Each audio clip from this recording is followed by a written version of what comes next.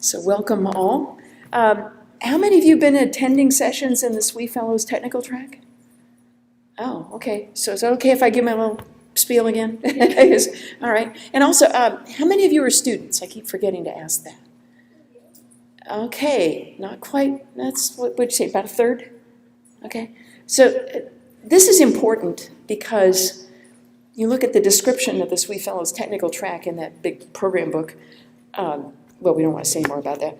And it says these sessions are for mid-career professionals, and students are enjoying the technical content. So thank you very much for validating what we kind of thought all along. Where the SWE Fellows technical track came from is back in the 1970s when I started attending SWE conventions, and they were called conventions, and all of the content was technical. And the first one I went to in the early 1970s, I was still in college. There was only one track and there weren't a whole lot of people because there weren't a whole lot of us female engineers, but it was all technical. And then there came to be parallel tracks, all technical. Judy Forbes and I are co-chairs of this session, Judy, and I'm Anita Gale. Virginia Counts is also a co-chair.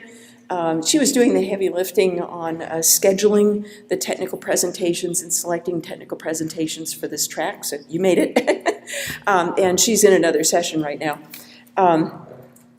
But Judy and I were part of the leadership team that ran the 1981 National Convention, SWE National Convention, here in Anaheim at the Disneyland Hotel.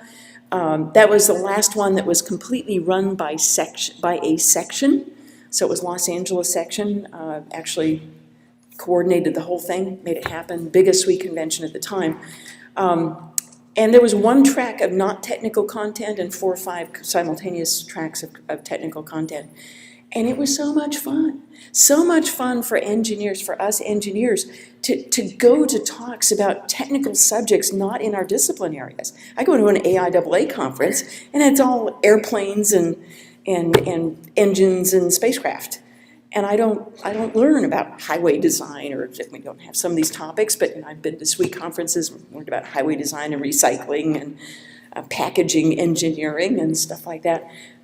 So Judy and I, because we're curmudgeons, decided for the conference 2 years ago we were going to push, and we got the fellows to agree that they would let us push in the name of the SWE Fellows, who remembered those good days of technical programming, that we could push to get a track of technical presentations basically hosted by the fellows, the SWE Fellows.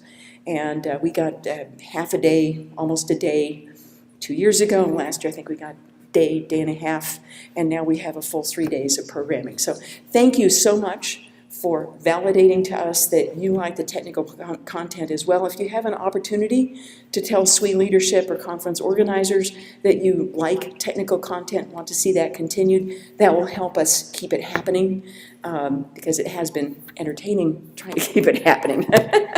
Okay, I'm going to let this panel self-introduce. You have your own monitor. Looks like we have another exciting time, and I'm not going to take any more of it. Thank you. Well, thank you. Thank you for that background. I was at a lot of those too, as a glimmer in my mother's eye. No kidding, I was really there. So it's wonderful to meet you all. My name is Florence Hudson. I've been involved with SWE since I got a SWE scholarship in high school, and I had no idea what a SWE was when they called me up to the, to the stage, and then I've been involved ever since.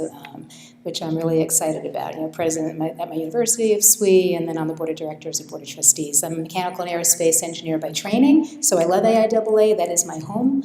But now I hang a lot with IEEE, the Institute for Electronic Engineers. And I'm delighted to have 6 of our authors in this really cool book that we wrote called Women Securing the Future with Tips for IoT. And the genesis of this was that a few years ago, I started working with IEEE on the problem of end-to-end trust and security for the Internet of Things. And there was an interesting discussion just before this one, if you were in this room. It was very well done. And we had a workshop at George Washington University in Washington, D.C., and said we need like a framework to think about this. And we created this framework called TIPPSS, which stands for Trust, Identity, privacy, protection, safety, and security. Ever since then, we've been growing the idea. Then Jill Tietjen, who was a SWE president, said, Florence, would you do a book? I'm like, oh, I do one book at a time. And then she caught me in between books, and I said yes, and then this happened. And these incredible women, I have these really cool friends, women friends and guy friends from around the planet, and these are 6 of the 16 that are in the book. And so we're going to do a little overview on Internet of Things. I'm sure you all are familiar with it. If not, you'll realize you are. And then we're each going to come up and talk about our chapters and then say how you could get more involved. So the Internet of Things is everywhere. You know, everyone has an IoT device, whether you know it or not. You get in a car and it has an easy pass. You know, you have your smartphone, there are sensors, you go trick-or-treating and someone's taking a picture of you while you're taking too many Snickers bars. So there are 15 billion IoT devices growing to 200 billion by 2020. It's hard to count them, there's a gazillion of them. Many IoT connections that are cellular.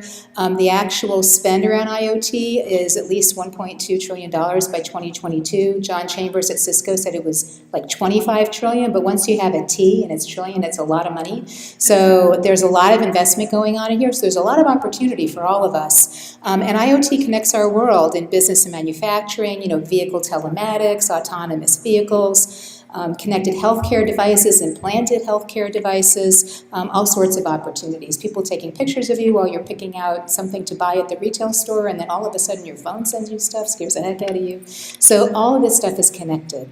And this is just a little fun to let levity before we get serious. So as this says, we have to go out for dinner, honey. The refrigerator isn't speaking to the stove. And so this is what's happening with the Internet of Things. And Karen Harrington, actually, who's one of our speakers, found this, and what she loves, it's that the woman's coming home from work, and the man is saying, her husband is, or partner is saying this to her. Or maybe, you know, so very interesting. But this is what's happening. Everything is going to be talking to each other. And the interesting opportunity is that while IoT devices provide efficiency and improve client engagement, human engagement, it also creates a lot of risks, security risks, safety and privacy risks. Some of the examples you may be familiar with. Who's ever seen the Jeep hack? You ever looked at that one online? I show it when I have more time. You can scare the heck out of yourself with that.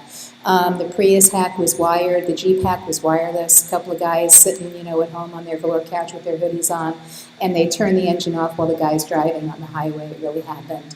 I presented that once, and well, I presented a lot. And these 2 guys were like leaning forward like this on their knees, like listening. I'm like, God, they're such good listeners. And so at the end, I said, oh, wow, you're such good listeners. And they both said, we have that car.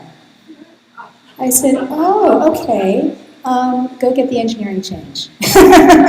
Go ask for the EC to approve that. I saw them 6 months ago. I asked one of the guys, how's the car? He said, it's in my garage. And I said, you can't live like that. All this stuff is going to be connected, right? So you have to learn how to stay ahead of it and protect yourself. And another good example of that is healthcare devices. A couple years ago, the FDA actually announced that there was a recall of 465,000 St. Jude Abbott pacemakers. Who knew about that? Okay. How many people have people you love that have an implanted pacemaker? Right? Okay, you might not even know. And so a lot of this, it's all discoverable and it's all hackable. So we know that we need to do something about that. And part of what we did is we want to increase awareness around it. So through IEEE, we created this vision of TIPPSS, which stands for Trust, Identity, Privacy, Protection, Safety, and Security. And the idea is that we want to create more awareness and we want to start teaching it. And this is an example by doing it here, but we're also working with some scholars and like high school teachers and starting to create curriculum around this. So we're going to give you a chance at the end to talk more about that if you'd like to get involved in that. So trust is allowing only designated people or services to have device or data access. And let's say a doctor is trying to tunnel through the little Medtronic thing next to your bed and get into your pacemaker. How do you know it's really the doctor? How do you know the doctor is still certified? How many times do you check? If the doctor goes into your device 3 times a day, do you check every time? Do you do it once a day? What's the process? What's the algorithm? Who validates the identity of that human or of a device trying to connect to a device? How do you maintain privacy of the data? How do you protect the individuals at a design-in level right up front? How do you maintain safety over time and maintain cybersecurity? So there's really a lot to consider. So we got together a number of really incredible women from around the planet. And we have these experts that provide insights around the challenges for TIPPSS and potential opportunities. including healthcare, smart campus, smart cities, policy, privacy. And so we had 17 women authors, including me, engineers, scientists, business and technology leaders, policy and legal experts, a judge, venture capitalists, quantum theoreticians, all sorts of really incredible people. And we have this book, which is in the series that Jill Tietjen started, which is the Springer Women in Engineering and Science series. And actually, in the magazine you got here, there's actually an article on her series on page 64, and it has a picture of the spines of all the books that have been done so far. And it's very cool, and we're lucky. And then this is the book. Oh, thank you, Vanna. And so, good job. And so this is actually, it's real. You see there's words in it and everything. And it's, I'm kidding. I'm not kidding. And you can look at every page if you don't trust me. And actually, we were very lucky. It came out the end of May. I got an email like in July or August saying, wow, we've already had 2,077 ebook downloads. I'm like, oh, that's so cool. Is that good? And they said, yeah, actually, 1% of all books published sell more than 1,000 copies. I'm like, ooh, how fun. They said, you want to do another one? I said, sure. So we're going to do another one. You can think about it. We'll talk more at the end on women securing the future with tips for connected healthcare on these healthcare devices. So anyone who wants to get involved and get to tell us. So the people in orange, or the ones with the arrow, if you're colorblind, because we're diversity and inclusion oriented, are our speakers today. You can see we have really cool authors from Cisco, a judge in Colorado, GlaxoSmithKline, the CERN, the Large Hadron Collider in Switzerland. It's fun having cool and smart friends, isn't it? And a number of other universities, UC Santa Cruz. But today it'll be Fen Zhao and Britt Donovan from Alpha Edison. And that's a venture capitalist locally here. And then next will be Karen Harrington from Virginia Tech. Then we have Sudie Tronson, who actually had 2 co-authors for her chapter. Grace Wilson-Caudill, who's next. And then Isha Shining Powers from IBM. And I just made mine orange because Isha said I should get credit too, which was very, very diverse and inclusive of her. I'm blushing right now about it. And so I know I'd like to pass it off to Britt and Fen, and they'll take us through. We'll go through each chapter, then we'll do a little wrap-up, and then open for Q&A. Here you go, ladies. Thank you. Thank you. Hi, everybody. First, thank you for being here. My name is Britt Donovan. And as Florence mentioned, we are venture capitalists. We work at a firm in Los Angeles called Alpha Edison. By way of quick background, mine's really on the investing side. I worked across asset classes for over a decade, from hedge funds to now venture capital, so I've seen a bunch of stuff in between. And I am an master's in business by training, so I did my PhD in computational astrophysics, spent a long time in the federal government doing research funding, worked with the National Science Foundation, who gives out grants from college students to whenever you guys maybe become professors. And I joined Alpha Edison a couple of years ago as their new head of data science. Right.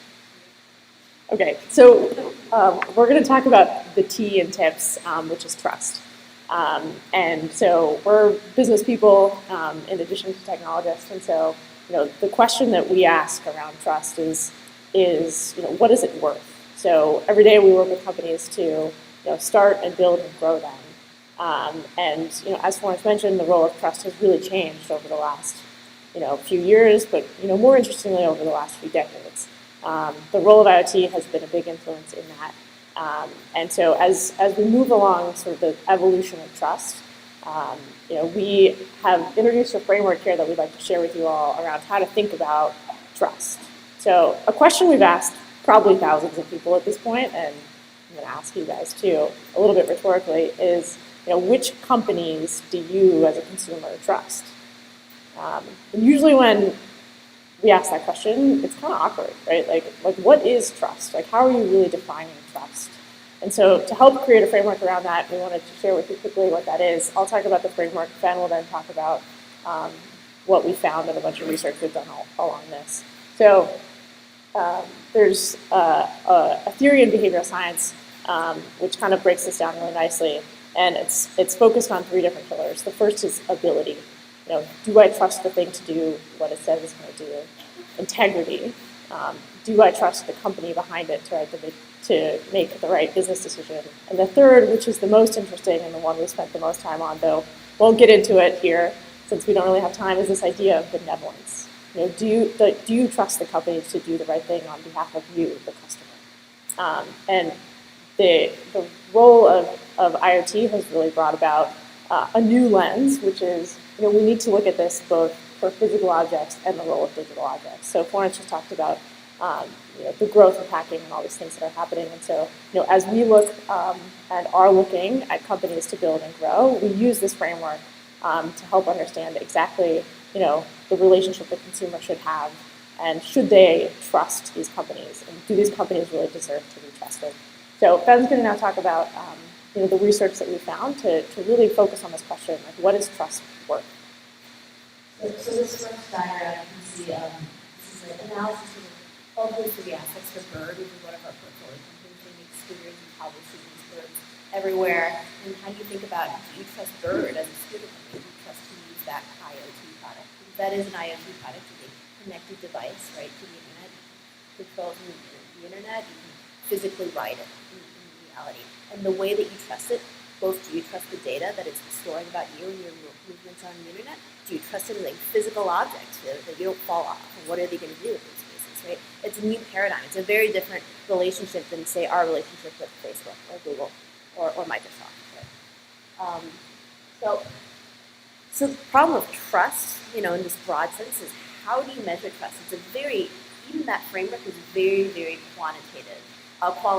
We want to figure out how do we think about trust in a quantitative way, right? And so, there are a lot of ways that you can try to measure trust. We've done things like sentiment analysis on NLP, where we try to look at, the way that people talk, trust on Twitter, but it's really quite hard to figure out a baseline of saying, like, right now, what is, my trust in Microsoft is a 3, and my trust in Google is a 5. Like, these are difficult things to measure. So one of the things that we've been thinking about is, instead of measuring absolute trust, let's measure trust relatively. Because we know that there are events where people lose trust in a company. Well, let's try to measure what happens in those events. So one way that we can measure what happens in events in a way that is business meaningful, in a way that we tie trust with a value, a dollar value, is to look at what happens to a company's stock market price when there is some sort of trust event. And how long does it take for their stock market price, which usually dips when there's some sort of trust scandal, to recover? How big is that dip, right? And in that way, if you know that Facebook has some sort of trust event and that they have, say, for example, in this case, Cambridge Analytica incident happens, their stock market price dips because every investor says that company is now worth less because people have lost trust in that company, right? And that stock market price, which, because it's in an exchange and it's publicly traded, is a consensus decision by many, many investors to try to put a value on that price of trust in Facebook, right? And for us, we're trying to understand, are these now industries that are strongly weakened by these trust violations, that people distrust them more and more, that they've had degraded all their valued trust to the point that a new startup in this area could actually defeat an incumbent? Because we're interested in funding the next generation of companies, right? So we're looking for marketplaces where the incumbents are now weakened because of many violations, as measured by some of the financial metrics that we see, so that we can actually invest in those companies. And as we think about trust on the more entrepreneurial and innovation side, right, we think about trust being both a leading and a lagging factor for the reason that people might adopt and use new IoT technology. So if you look at this diagram here, you may be familiar with, this is sort of a standard entrepreneurial description of when you have a new technology, there's a small percentage of people who are innovators who are willing to trust it before the rest of the population can trust that technology. And then there's a bulk of the Gaussian distribution, where you're middle adopters and middle adopters, right? And our thesis is that, trust often lags these innovation adopters, so that there's no trust in a technology, perhaps in the very, very beginning of that case. But once you start building it up, you actually have what we call a trust leading phenomenon, where people start trusting it more and more and actually push for later adopters to trust that technology. And And you can see this in sort of different phases of trustworthiness for companies. One example I like to give, if people have dogs, is we started having the Uber of dog walking come about. First we started out with Rover, where you could go find your dog walker online, right? That was your early adoption. But once people got really comfortable with the idea of Rover, then you had WAG, where people started to say, wait, I don't need to know who my dog walker is. I don't need to vet them. I'm just going to trust this company so much they can pick my dog walker for me. They'll come into my house, walk my dog, right? And so there is this evolution of trust that happens with companies, particularly technology companies, IoT companies, that you can actually track and you can actually look at in terms of adoption. So I want to pause there, so give people more time. That's great. Thank you, Ben. That was wonderful. Really appreciate it. Great job. Now, Karen from Virginia Tech will come up and talk about cool smart campus stuff that we've all lived through or are living through right now. I'll just use this mic here. Oh. Sorry. Yes. If you press this little button too hard, it goes fast. So I'm Karen Harrington from Virginia Tech, and as most of you probably know, Virginia Tech is a university, and so I'm going to talk about identity as it relates to smart campuses. University campuses in general, they're beginning to embrace the idea of IoT, Internet of Things. As an example, Virginia Tech is piloting e-scooters on their campus. And e-scooters allow students to use the scooters to travel around campus as long as they stay within the campus boundaries. And so it uses a technique called geofencing. And geofencing means that there's an app that uses GPS data to detect the location of the scooter, and then it communicates with the device or the scooter itself to tell it if it's getting to the edge of the campus, and if it is, it takes action to actually slow the scooter down and power it off so that it stops. Now, it's a gradual thing. You don't have to worry about the safety of our students. It's not going to get to the edge of campus and then come to a screeching halt and we got students flying everywhere. It actually powers it down kind of slow. But that's the whole idea behind it. So when you look at any entity that needs to participate on a network, that entity, and things are no different, things as entities, they're going to have an identity. And in layman's terms, we talk about it as, on the network, we need to know who you are and what you can do. So authentication and authorization are the terms that we use in the identity world for those two concepts. Now, universities, as well as everyone else, we've developed a very sophisticated set of processes and procedures to manage people identities. So we know how to do that kind of thing very well. The things as identities are challenging that paradigm. One of the reasons is just the sheer volume of things that we can expect. We've already seen the numbers come up here. Another is that the way that identities will, the speed at which they will appear on our network or disappear from the network or reappear on the network. The speed and also the unpredictability. With people, we know when we're going to need to provision and deprovision our people. Things bring a whole new aspect to that. And also the multiplicity of relationships that need to be managed between people and devices and software and firmware and the cloud. All of these things bring much more complexity to the whole identity ecosystem. So all of this is driving a need in the identity world for new identity processes to be able to do provisioning and deprovisioning, and also more flexible identity protocols. So you may have heard about OAuth and OpenID Connect. Those are two that hold promise for that. So all of these things are going to need to be addressed if university campuses are going to be able to realize they fully realize their vision of the campus of the future, which is the smart campus.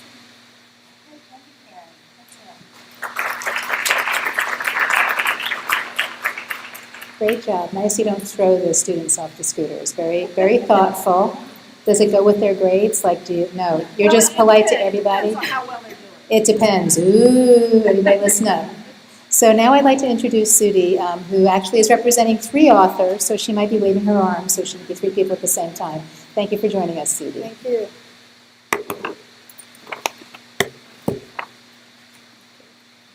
Well, good afternoon, and thanks for joining us. I'm Sudhi Tronson, and I wear, in addition to waving hands because of my co-authors, I also wear many different hats. I come from a science and engineering background. I'm an intellectual property attorney, so this is very interesting to me from a licensing, privacy, and a lot of things. And I'm also CEO of a IoT health company. So from the ethical use of data, this is also very important to me. So our chapter was focusing on safety, protection, and privacy, and what does that look like in context? So when you really think about those topics, you can think about, from a protection perspective, you're talking about human lives, property, and I'll elaborate just quickly about each of them. Property, which could be tangible, like your home, versus intangible, like your intellectual property, your privacy and infrastructure, and safety. So what do we mean with respect to infrastructure? So think about smart cities, that's infrastructure, and the safety and protection of that data and making sure that somebody doesn't hack into it, that's really critical. When you talk about safety, that also comes to, let's say, the recent California wildfire, well, I wouldn't call them wildfires anymore, but the fires that we've had, there was a lot of the towers that lacked backup energy source and battery, and that prevented a lot of the firefighters, for example, or response teams being able to connect using their smart devices because the towers were not functioning because there was no backup in that perspective. Now, when you talk about human lives, we can think about usage of data, let's say, in e-cigarettes, where, let's say, the data may be targeting our, as my cousin Vinny said, youth and that population. So there is a lot of different aspects to every one of these things that we have to be concerned about, including, do we do the programming correctly? We just came out that, the accident that was a Uber automated car, right, driverless car that hit a pedestrian. I think it was in Arizona. It was basically because the programming didn't anticipate people jaywalking. So a lot of that really goes back to what we consider common sense. So it all wraps into each other. Now, from a preservation perspective, also, we have to balance all of these property rights, whatever they may be, with civil liberties. Is it okay for companies to allow protesters to be identified by face recognition and a whole bunch of other things? And that does affect our civil liberties. So there's a lot of different laws that have been coming around, especially with the GDPR coming out of Europe. And in 2019, a lot of the states started coming up, at least considering. Some of this map shows you those states where they were creating a task force all the way to enacting laws, and including those where laws passed, like California, where CCPA is going to go into effect in 2020. Now, there are also other states like Illinois that back in 2008 had the Illinois Biometric Information Privacy Act that was then I don't know if you've been tracking the Flickr scenario, and if you haven't, I would encourage you to do that, where a lot of parents were sharing the faces of pictures of their children, and now they were being actually used, and the BIPA, the Illinois Act, actually, it was not on the radar of the tech companies, so there's a lot of issues going on in that respect. So then the other thing you have to consider is that in the US, our Constitution, you have the federal and you've got the state laws, right? And feds always trumps state law if it's in the same subject matter. So yes, there's a lot of issues around companies that are not just multinationals, but even within the US have to work across state boundaries. How do they work if, California has a different set of laws, Illinois has a different one, and so on. So there's a lot of activity going on in all of these areas at the federal level as well. And I think one of the things is we have to stay vigilant as voters to kind of keep track of things. One of the things that is being proposed right now, actually I believe it's passed, is the AI in Government Act, where they're going to be creating a body of experts coming from nonprofits, for-profits, and so on, trying to really understand this whole big data and everything else. So basically, the charter is to improve the use of AI across the federal government, right? So you can read that. Now, that's called the Center for Excellence for AI, but at the moment, it's not really actually being housed in the committee, which is for innovation and science, is in the Department of Security and Governmental Committee. So where things like this reside, it's going to have a lot of impact on how it's going to be implemented. And while there's also a lot of push for federal laws, you also have the industry, because when we talk about knowledge-based economy, it's actually an asset, right? It's got dollar values associated with it. So right now there is like a consortium of the Internet Association campaign that, again, the devil is in the details. As scientists, you know that details matters. As attorneys, you know that details matter. So some of these, again, if some of the recommendations get adopted at the federal level, it's going to erode and impact all the privacy laws that have been passed at the state level, right? So as we move forward, and there's going to be a lot of back and forth between the industry, between like organizations like EFF and some of the other ones who are trying to balance how do we do business and move on versus maintaining all the user rights. So amazing and interesting area. And by the way, my chapter was written with my two co-authors, Meredith Lee and Alicia Johnson, both from one from Berkeley at Big Data Hub Center, as well as the city of San Francisco. So it was a very diverse group of people. It was wonderful. Thank you so much, Judy, for presenting this so well. So you see, it's very interesting. There are technology considerations, there are policy considerations, and we have to think about all this stuff. So now I'd like to have Grace come up, Grace Wilson-Caudle, and we actually met at an event called URIS, Understanding Risk in Scientific Cyber Infrastructures, and we both have this jacket that has a big lock on it. Whenever you wear it, people look at you like, ooh, what's that? So we both work in cybersecurity and computing, and so Grace is going to present the next chapter. Thank you, Flo. Good afternoon, everyone. I have to raise the mic a little bit because I am pretty tall, as you can see. Well, my chapter that I wrote is on privacy management in the Internet of Things, and I chose to focus on privacy because I try to not do TMI when I am out there in public. And I find that with the Internet of Things, we are always connected and our data is always exposed. It can be easily hacked, whether it's through Bluetooth or coming in through the back door, or whether we give up the right to our data by inadvertently giving away that right.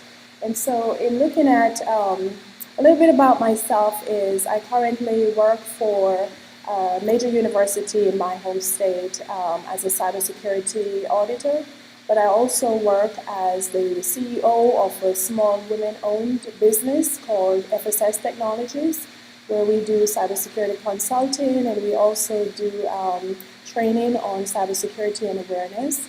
And so for those of you that may have an interest in learning more about cybersecurity and the services that we offer, I do have business cards. If you're interested, you can come up to me afterwards.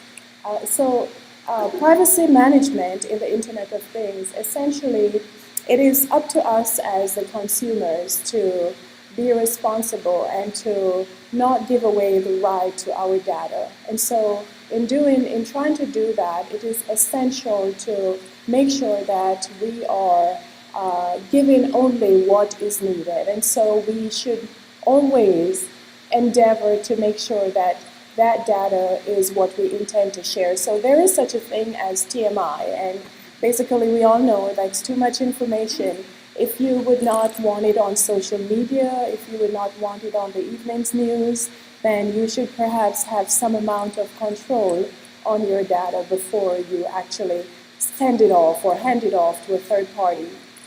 And so in looking at privacy in the Internet of Things, we look at it in the sense of the CIA triad, which is a triad that has to do with information security, which is confidentiality, integrity, and availability. Now, Internet of Things have its own set of security challenges, and those challenges can be looked at in the case of privacy, authentication, and non-repudiation, which is the ability to not say, yes, I did not do it. And you have basically an audit trail to actually say, yes, this data was accessed and this data was given away based on my consent or lack thereof. And so we have a diagram here that essentially looks at the CIA triad and looked at the PAN, which is the privacy, authenticity, and availability of the data in Internet of Things.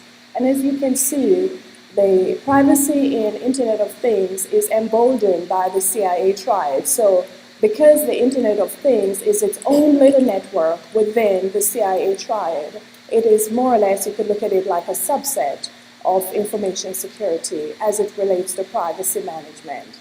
And so, as I mentioned before, the ability to provide that audit trail is essential, and hence a piece of my day-to-day 9 to 5 is ensuring that the university that I work for, that their systems, their processes, their data have an audit trail. And if those systems do not have that audit trail, then you are not able to have non-repudiation. Now, in terms of authenticity, you have to be able to say the data that is being generated by my television or by my stove or my refrigerator, this data, all of the data, I approve of it going up to the cloud. I approve of it going out to the manufacturer of the device. And so that ability to authenticate that data needs to be in the hands of the actual device owner. They need to be able to say, I do not want all of this going out there. And if I agree to all of it, we need to be able to de-identify that data so that it does not come back to us and link that personal identifiable information to our private life. And there goes your privacy if that is not emboldened. And so, de-identification.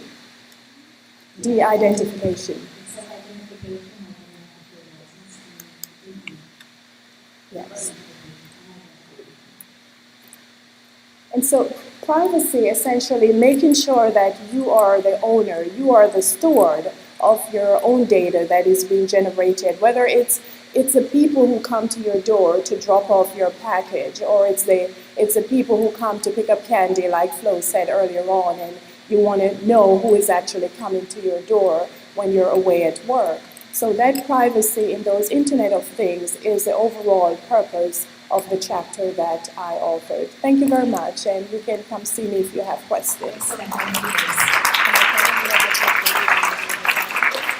And so Grace, not only is she incredible and graceful, she actually gave birth to her 4th child while she gave birth to this chapter. And she was like, oh, I'm a little delayed. I had a baby. I'm like, are you kidding me? I would have needed 2 more years, So it was really very wonderful. And then did any of you see like the nest, or it was that, the doorbell on Halloween? They showed a little boy that put candy back into the bag. It was so adorable. So you can catch people doing things that are nice too. And so I'm delighted to have Isha that's presenting next. And Isha does pervasive encryption on the mainframe. And as part of my IBM career, I was VP of Marketing and Strategy for the mainframe. So this, I want to cry. This is so exciting. And so it's lovely to have her here.